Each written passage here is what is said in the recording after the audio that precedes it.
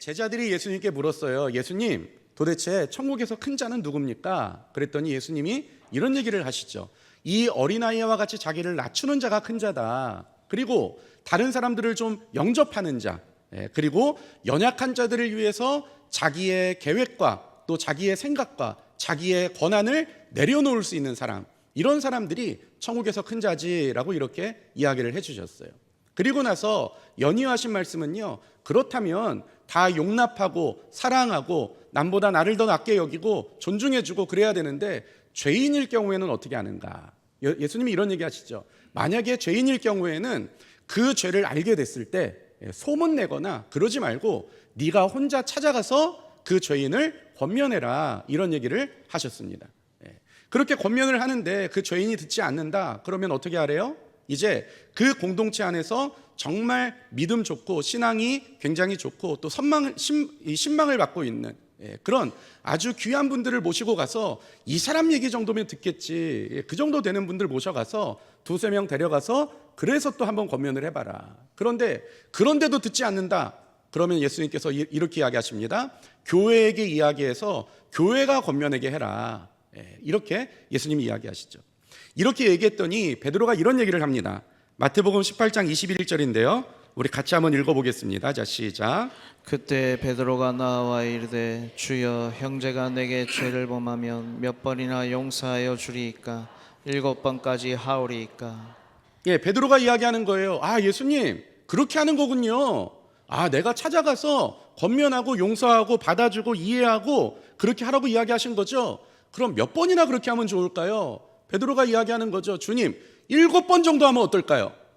베드로는요, 굉장히 지금 선심 쓰는 거예요. 7번 정도 하면 충분하지요. 그 정도 하면 되지 않겠습니까? 지금 이야기했죠. 사실 이 베드로의 이야기를 가만히 기준으로 생각해 보면요, 예수님 이야기는 이런 것 같아요. 한 사람이 죄를 범했습니다. 그걸 아는 사람이 찾아가서 그를 권면하죠. 그런데 그 말을 안 들어요. 그럼 어떻게 합니까? 한 번 했으니까 됐다 하고 두세 사람을 데리고 가고, 또 두세 사람이 권면했는데 얘기를 안 들어요. 그럼 이번에도 한 번 했으니까 됐으니까 교회에다 이야기하고 그런 것 같지는 않아요. 한 번 찾아갔습니다. 내가 혼자 찾아갔어요. 내가 열심히 권면을 했습니다. 그 사람이 안 듣는 거예요. 그럼 어떻게 합니까? 다시 와서 기도하고 또 하나님의 은혜를 구하고 다시 찾아가는 거죠. 그렇게 계속 찾아갔는데도 어느 순간인지 알아지는 거예요. 깨달아지는 거죠. 내 힘으로 이게 안 되는 거구나. 내가 아무리 권면해도 이 사람은 돌이킬 마음이 없구나. 그러면 그때 가서 두세 명 데리고 가는 거예요. 그러니까 딱 한 번 해놓고 나는 할 바를 다 했습니다. 내가 해야 될 몫은 다 했습니다. 이렇게 하지 말고 계속 가라고 그렇게 추궁하신 것 같아요. 그러니까 베드로가 이야기하죠. 주님, 7번 정도 가면 충분하지 않겠습니까? 그 정도 하면 내 할 바 다 한 거죠. 이렇게 예수님께 말하는 거죠. 그랬더니 예수님이 이런 얘기를 하십니다.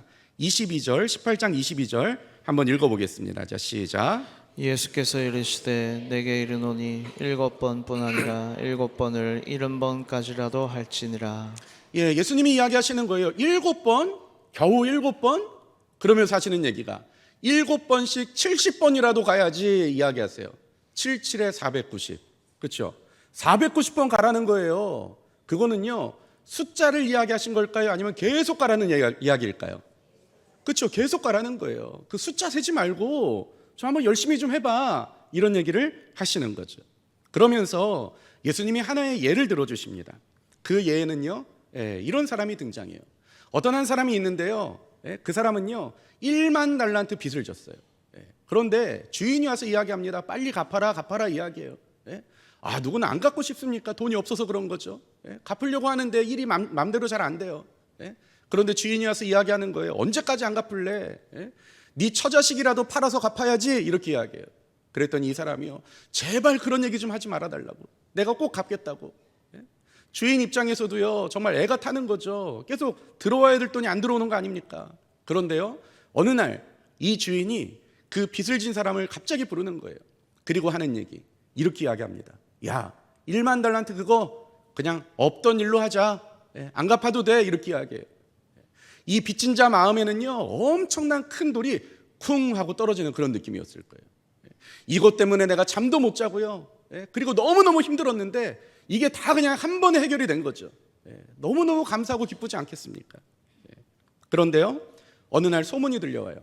이 주인에게 들리는 소문은 28절부터 30절 말씀인데요, 그 종이 나가서 자기에게 100데나리온 빚진 동료 한 사람을 만나 붙들어 목을 잡고 이르되 빚을 갚으라 하매.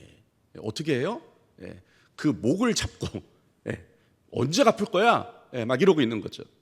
그 동료가 엎드려 간구하여 이르되 나에게 참아주소서 갚으리이다 하되, 그 빚진 자가 어떻게 합니까? 막 엎드려서 비는 거예요. 제발 좀 용서해 달라고, 좀 참아달라고, 시간을 달라고 이야기하는 거죠. 그런데요, 이 사람이 어떻게 하는가? 30절을 보시면요, 허락하지 아니하고 이에 가서 그가 빚을 갚도록 옥에 가두거늘. 그냥 이 사람을 옥에 가둬버렸어요. 아니, 나는 1만 달란트를 탕감해 줬는데요, 내가 용서해 준 그 사람이 이러고 다닌대요. 그 얘기를 지금 듣는 거예요. 그런데요, 우리가 이렇게 들으면 잘 이해가 안 될 수가 있어요. 우리는요, 숫자가 중요하잖아요. 자, 그렇다면 100데나리온은 도대체 얼마인가? 여러분, 1데나리온이요, 노동자 하루 품값을 1데나리온이라 그래요. 우리나라 기준으로 보면요, 제가 찾아보니까요, 2026년 최저시급이 시간당 1,320원입니다. 우리나라 노동법이 하루 8시간 일하는 거잖아요, 그렇죠? 곱하기 8하면요, 82,560원이 하루 일당이 되어야 됩니다. 그런데 이게 100데나리온이니까요, 곱하기 100을 하면요, 825만 6천 원이에요. 그러니까 지금 825만 6천 원 안 갚아가지고 옥에 가두는 거예요, 사람을. 825만 원. 여러분, 적은 돈입니까? 큰 돈입니까? 크죠, 그렇죠? 그거 빌려줬는데 나는 떼먹혀도 상관없다, 나는 못 받아도 상관없다. 여러분, 그런 분 계세요? 계시면 저를 좀 빌려주세요. 이거 결코 작은 돈 아닙니다. 그런데요, 1만 달란트는 도대체 얼마냐? 여러분, 놀라지 마세요. 10,000달란트, 1달란트가 6,000데나리온이에요. 그러면 우리 하루 일당이 82,560원. 그러면 이것을 6,000 곱해야 1달란트 되는 거잖아요. 그러면 4억 9,500만 원. 이거를요, 1만 달란트라고 한다. 그러면요, 4조 9천억 정도 되는 돈이 되는 거예요. 아직 안 놀라시는 분들은 집에 이 정도 돈이 아마 있으셔서 그러실 것 같은데요. 이게요, 사실은요, 뭐 일시, 백, 천만 이렇게 손으로 태가지고는요, 이게 셀 수가 없어요. 제가 자주 물어보는 분에게 물어봤습니다. 이 5조 원이라는 돈이 도대체 얼마냐? 제가 자주 물어보는 분은 누구냐면 챗 GPT예요. 물어봤어요. 제가 이렇게 물어봤습니다. 5조 원이라고 하는데 대한민국 구미시에 살고 있는 내가 가장 잘 이해할 수 있도록 한번 설명해줘, 이렇게 물어봤어요. 그랬더니요, 챗 GPT가 뭐라고 답을 했는지 아세요? 이렇게 이야기하더라고요. 구미시에 본사를 두고 있는 SK 실트론이 딱 5조 원입니다.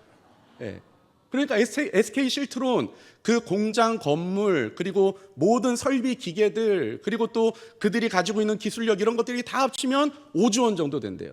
그래서 두산에 4조 원에 매각이 됐잖아요. 1조 원은 어디 갔을까요? 1조 원은 원래 가지고 있었던 빚이 있어서 두산에서 그 빚을 인계하면서 4조 원에 매각했다고 하더라고요. 그러면서 챗 GPT가 이런 얘기를 해요. 2024년 기준으로 SK 실트론 근무자 수가 약 3,500명 정도 된대요. 다시 이야기하면요, 이 5조 원이라는 돈은요, 3,500개의 가정의 생계를 유지하는 기업의 가치 정도 된다라는 거죠. 그러니까 이거 굉장히 많은 돈입니다. 이 탕감해준 주인이요, 기가 막힌 거죠. 나는 5조 원을 탕감해 줬는데 800만 원 받겠다고 사람을 옥에 가뒀다라는 거예요. 그래서 그 주인이 화를 내요. 32절부터 33절 보시면요, 이에 주인이 그를 불러다가 말하되 악한 종아, 내가 빌기에 내가 내 빚을 전부 탕감해 주었거늘 내가 너를 불쌍히 여긴 같이 너도 내 동료를 불쌍히 여김이 마땅하지 아니하냐 하고. 야, 너 빌었을 때 내가 용서해 줬잖아. 그 사람도 너한테 빌었다며. 그런데 너는 왜 용서 안 해주니? 그러면서 이런 얘기를 해요. 8장 34절. 주인이 노하여 그 빚을 다 갚도록 그를 옥졸들에게 넘기니라. 이 사람도 옥에 넘어가 버리게 됩니다. 우리가 생각하면요, 예수님이 좀 과장이 심하신 것 같아요. 좀 알아듣기 쉽게 이야기하면 어땠을까요? 예를 들어서 어떤 한 사람이 1억 원 빚을 졌어. 그런데 이 사람이 자기한테 100만 원 빚진 사람 목을 잡고 끌고 가서 옥에 가뒀더라. 예? 여러분 이렇게 이야기하면 우리 다 알아듣잖아요.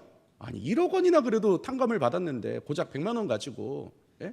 그 정도 이야기하면 될 텐데요. 예수님 말도 안 되게 막 5조 원 이런 얘기 하시는 거예요 지금. 예?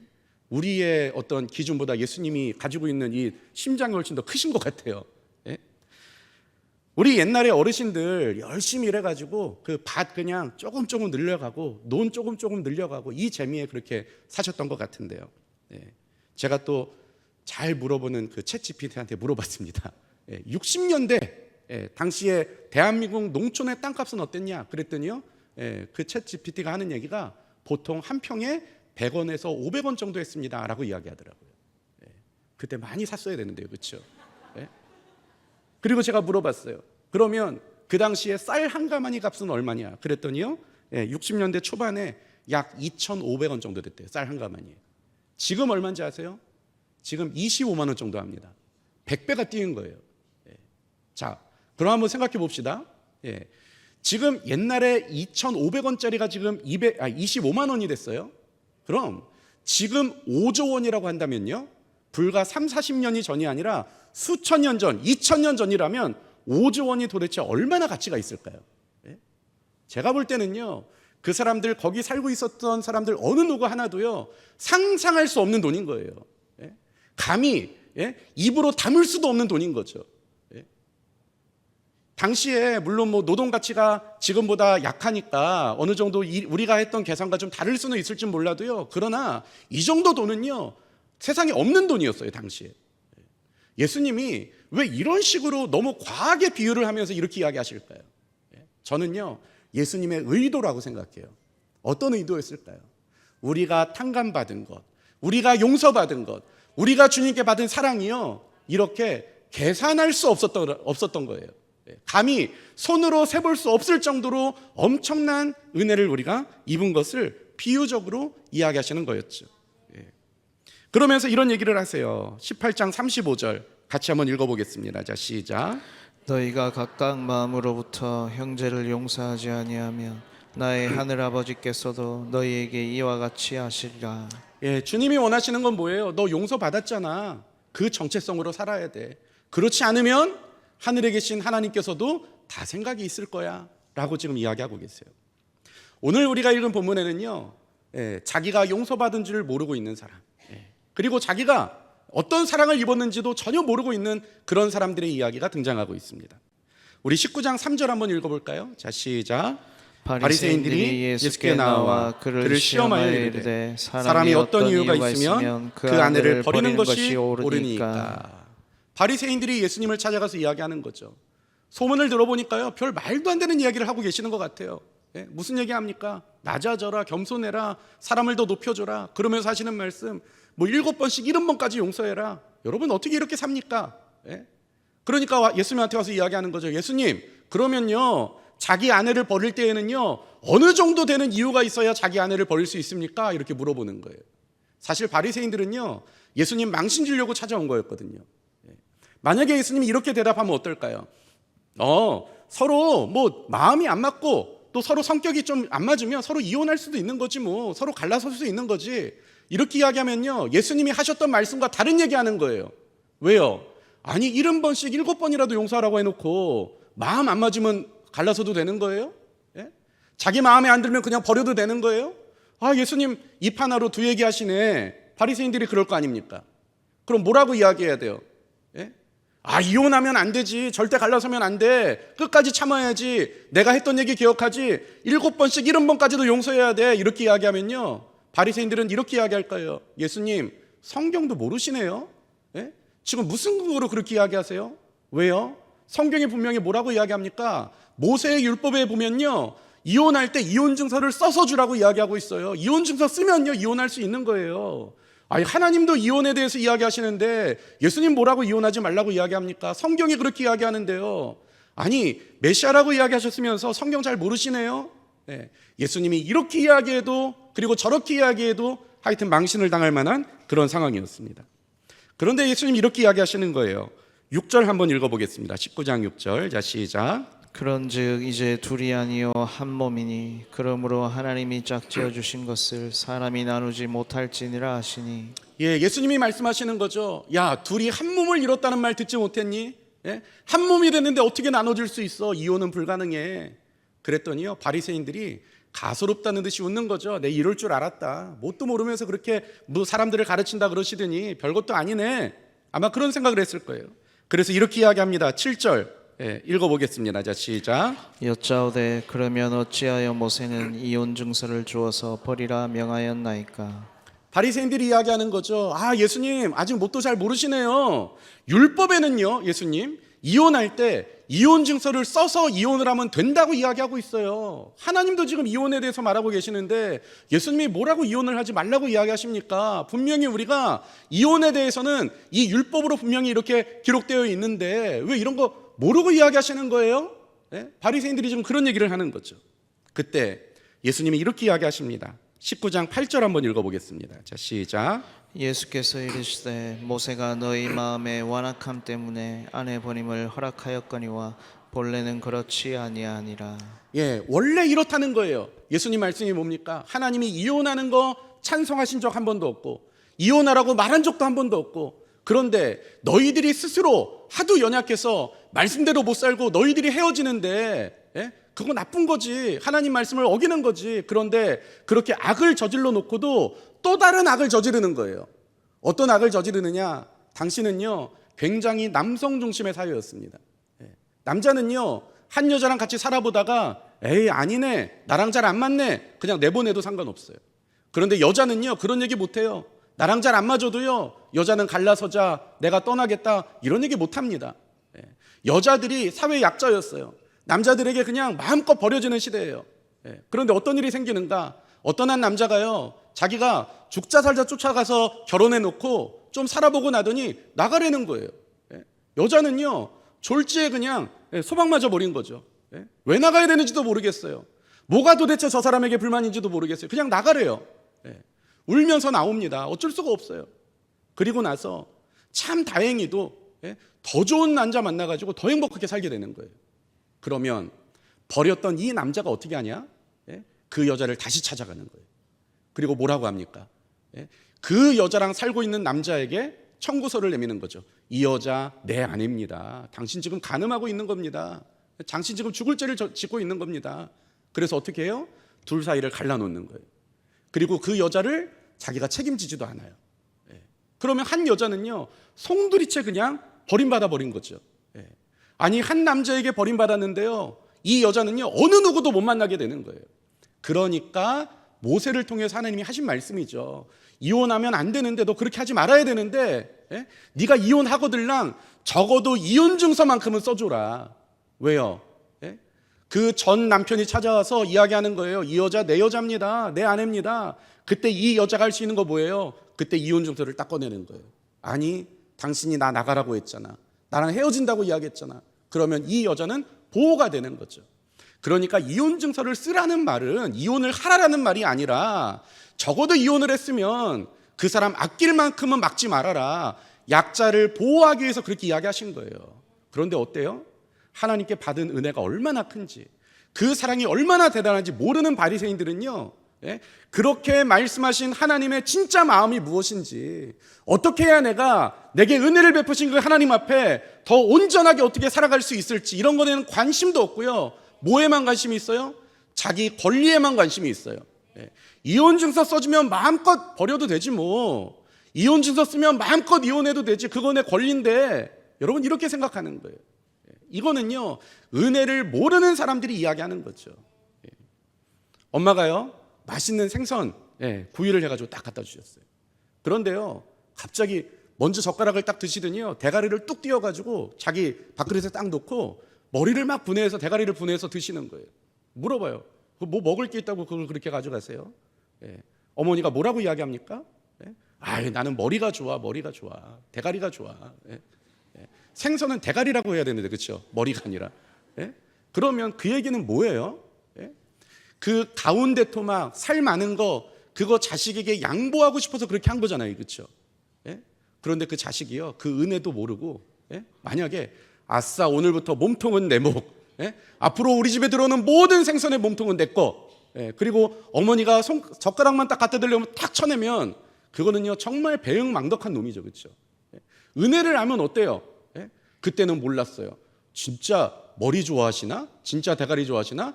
예, 참 별 사람 다 있네. 그러고 넘어갔다가 나중에 알게 되는 거예요, 그 은혜를. 그럼 어떻습니까?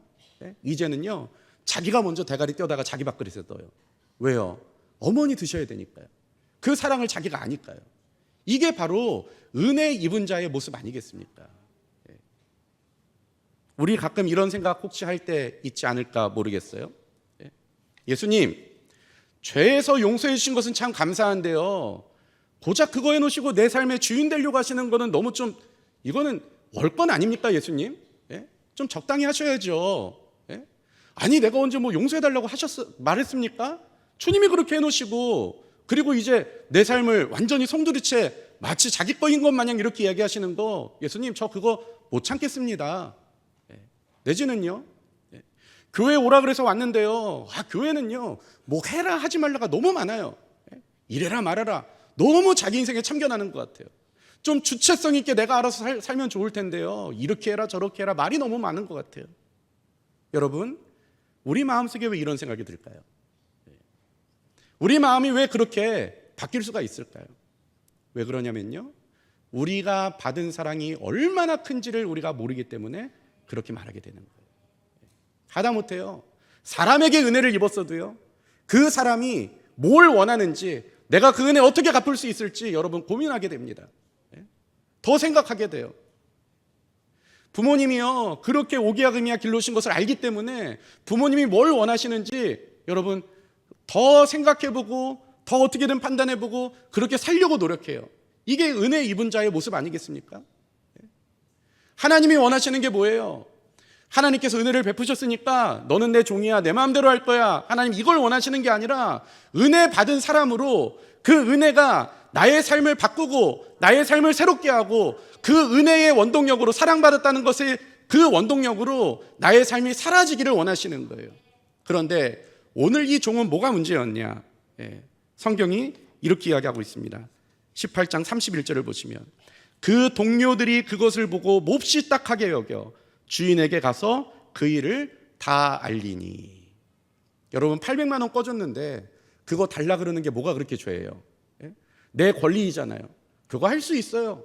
그리고 정말 내가 먹고 살기 힘들고 어려우면 빨리 달라고 이야기할 수 있죠. 그런데 문제는요, 아마 이 사람은요 단지 돈을 달라고 채근하는 것을 뛰어넘어서 그 빚을 진 사람을 무시하고 업신여기고 험한 말을 하고 아마 그랬던 것 같아요. 어떻게 할 수 있는가? 31절이 이야기하죠. 그 동료들이 그것을 보고 몹시 딱하게 여겨. 무슨 말입니까? 그 채권자와 채무자가 아니에요. 제3자들이, 전혀 다른 사람들이 그 모습을 보고, 아니 사람이 어떻게 저럴 수 있어? 돈 800만 원 가지고 어떻게 저 사람에게 저렇게 인격적인 모멸감을 줄 수 있어? 아마 이렇게 느꼈던 것 같아요. 그러니까 그 동료들이 그것을 보고 몹시 딱하게 여겨 그 일을 주인에게 가서 이야기했던 거죠. 여러분 뭐가 문제입니까? 내가 받은 은혜가 있고 내가 받은 사랑이 있는데 그 내가 받은 사랑과 내가 받은 은혜, 그 의식이 내 안에서 살아서 내 삶을 좀 바꿔가야 되지 않겠습니까? 내가 은혜 받았으니까 나도 좀 뭔가 달라져야 되지 않겠습니까? 그런데 그렇지 못한 것이 바로 문제였다라는 거죠. 교회 오니까 하나님은 이걸 원하신다, 이렇게 살기를 바라신다, 기독교인은 이렇게 살아야 된다. 은혜가 없을 때는요 뭘 그렇게 참견을 많이 하나 생각이 될 거예요. 그런데요, 이 안에 하나님께서 베푸시는 은혜가 넘치도록 이렇게 살아있으면요 어떨까요? 내게 은혜를 베푸신 그 하나님께서, 나를 살리신 그 하나님께서 저렇게 살아가는 것을 원하신다는 것, 그거 자체가요 복음으로 들릴 거예요. 왜요? 내가 그 은혜를 갚을 수는 없지만 그래도 은혜 입은 사람으로서 어떻게든 하나님이 원하시는 삶을 살아가고 싶은데, 하나님이 이렇게 사는 걸 원하시는구나, 그 이야기가 알려질 때마다 그것이 복음처럼 들리지 않겠습니까? 그런데 은혜의식이 없으면요, 너무하시네, 너무 그렇게 빡빡하게 그렇게 이야기하시네, 왜 그렇게 많은 것들을 요구하신대? 여러분 생각이 이렇게 달라질 수 있다는 거죠. 여러분, 우리가 받은 은혜와 사랑을 잃어버릴 때, 그것이 우리의 삶을 끌고 가는 원동력이 돼야 되는데 그 원동력이 사라져 버릴 때, 그때 하나님이 우리의 주인 되신다는 것 자체가 굉장히 여러분 공격적으로 들리실 겁니다. 그런데요, 그 은혜의 원동력이 계속 살아있고 내가 받은 은혜가 얼마나 큰지 알고 그 십자가의 보혈의 공로가 얼마나 대단한 건지 알면 여러분 그 원동력으로 내가 살아가게 되는 거예요. 하나님 말씀 한 구절 한 구절들이 내 안에 보석처럼 내게 들릴 수 있게 되는 거예요. 저와 여러분들이 그 은혜의 원동력으로 살아가는 귀한 그리스도인들이 되기를 간절히 바랍니다. 그래야 주께서 내 인생의 주인 되시는 것, 하나님이 내 인생의 주인 되시는 것이요, 두 손 들고 아멘 할 수 있는 그런 삶이 될 수 있는 거예요. 저와 여러분들이 그 삶에 도전하며 살아가는 귀한 그리스도인들이 될 수 있기를 간절히 바랍니다.